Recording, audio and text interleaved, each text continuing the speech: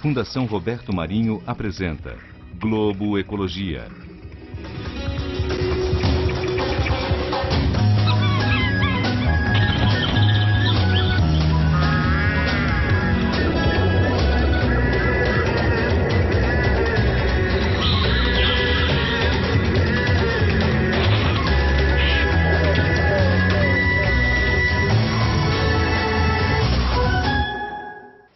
Olá!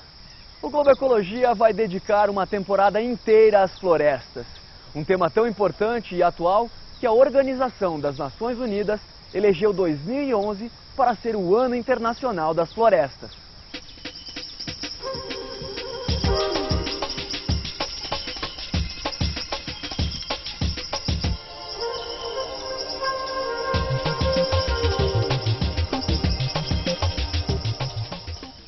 Eu estou na região serrana do Rio de Janeiro, num local que já foi totalmente recoberto por uma das florestas mais exuberantes do mundo, a Mata Atlântica. Há menos de 100 anos, a ocupação do homem cresceu muito e a mata foi diminuindo, levando ao desaparecimento quase completo das florestas nativas. Aqui, uma forte chuva em janeiro de 2011 resultou em um evento extremo que transformou a região. Acontecimentos como esse, recorrentes ao longo da história, mudam aos poucos a feição do nosso planeta e hoje nos ajudam a entender o tempo das florestas. É isso que nós veremos neste programa. Floresta. Aposto que a primeira imagem que surgiu na sua cabeça é semelhante a esta. Uma vegetação densa como as que facilmente encontramos nas regiões norte e sudeste do país. Mas as florestas são tão diversas quanto a vida que hospedam. Segundo a FAO, Organização das Nações Unidas para a Agricultura e Alimentação, uma floresta deve conter árvores acima de 5 metros, com cobertura de copa superior a 10% em uma área maior que a metade de um campo de futebol. E por essa definição, o Brasil possui uma diversidade florestal impressionante. Mas florestas, como as conhecemos hoje, são resultado de muitas mudanças. Aliás, o próprio surgimento da vida na Terra é uma pergunta sem uma resposta definitiva. Há quem defenda que os gases da atmosfera, bombardeados por faíscas elétricas, formaram substâncias que no mar deram origem à vida. Outros acreditam que substâncias chegaram aos oceanos em meteoritos. Mas num ponto todos concordam: a vida na Terra começou na água. Como é que surgiu a vida na Terra? A vida na Terra ela não surgiu de uma vez só. Várias etapas tiveram que acontecer para que essa primeira forma de vida surgisse. E como é que se deu a evolução? Que fatores proporcionaram a evolução dessas formas primitivas? Então, a evolução, ela na verdade é uma propriedade intrínseca da vida. Em existindo vida, haverá evolução. Por quê? Porque todo material genético é passível de mudança. Ao longo do tempo, essas diferenças vão se acumulando e gerando, então, toda a diversidade que a gente vê hoje no planeta. Reprodução, hereditariedade e mutabilidade são as três características essenciais da vida. Como os diversos ramos de uma grande árvore, a vida partiu de um ancestral comum e foi se diversificando ao longo do tempo. Quando os primeiros vegetais surgidos nos oceanos passaram à terra firme, encontraram um ambiente bastante adverso. A adaptação e reprodução em um ambiente seco e com forte exposição à radiação solar foram alguns dos desafios vividos pelos primeiros seres terrestres. Há cerca de 370 milhões de anos, a vegetação terrestre original vivia em áreas alagadas e seus primeiros indivíduos não possuíam raízes ou folhas. Quando as pteridófitas surgiram há 345 milhões de anos, eram plantas muito simples, mas se diversificaram, chegando a atingir 50 metros de altura.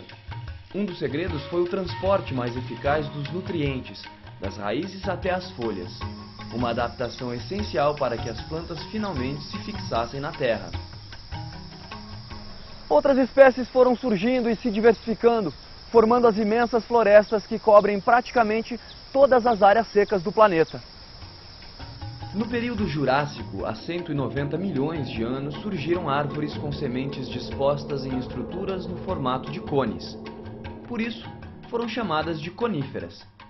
Desta época também são as sequoias, os seres vivos mais pesados de todos os tempos. Uma sequoia adulta pode passar de 6.000 toneladas, o equivalente ao peso de 480 ônibus. Árvores com frutos só apareceram há 140 milhões de anos. Mesmo com tantas transformações, algumas das primeiras plantas terrestres ainda convivem conosco. Eu encontrei uma aqui, na Serra dos Órgãos, no estado do Rio de Janeiro. Para quem não conhece, esta aqui é a samambaia açu. As samambaias também fazem parte do grupo das pteridófitas e estão na Terra há mais de 200 milhões de anos. Estiveram lado a lado com dinossauros, mas o fato de serem procuradas para fazer xaxim decorativo fez dela uma espécie ameaçada. Hoje podem ser encontradas principalmente em florestas tropicais e subtropicais úmidas. Seu crescimento é lento. Demora 1 ano para crescer cerca de 5 centímetros e até 100 anos para atingir a idade adulta. Quando essa aqui era uma semente, o meu avô nem era nascido. As florestas sempre conviveram com eventos extremos. O movimento dos continentes, as subidas e recuos dos oceanos, as mudanças climáticas. Esses fenômenos naturais fizeram muitas delas desaparecerem ao longo do tempo e outras tantas surgirem.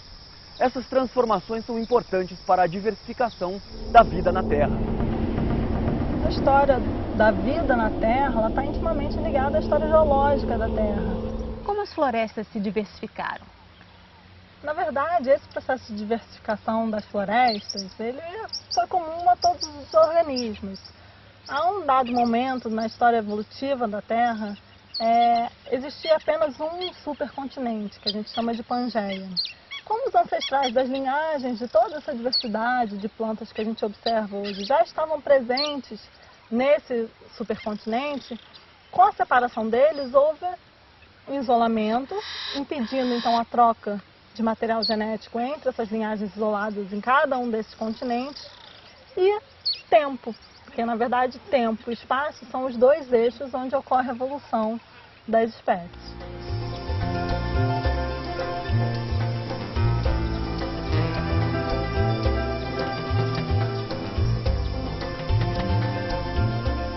Mas qual a ligação entre a história das nossas florestas e a sua fantástica biodiversidade?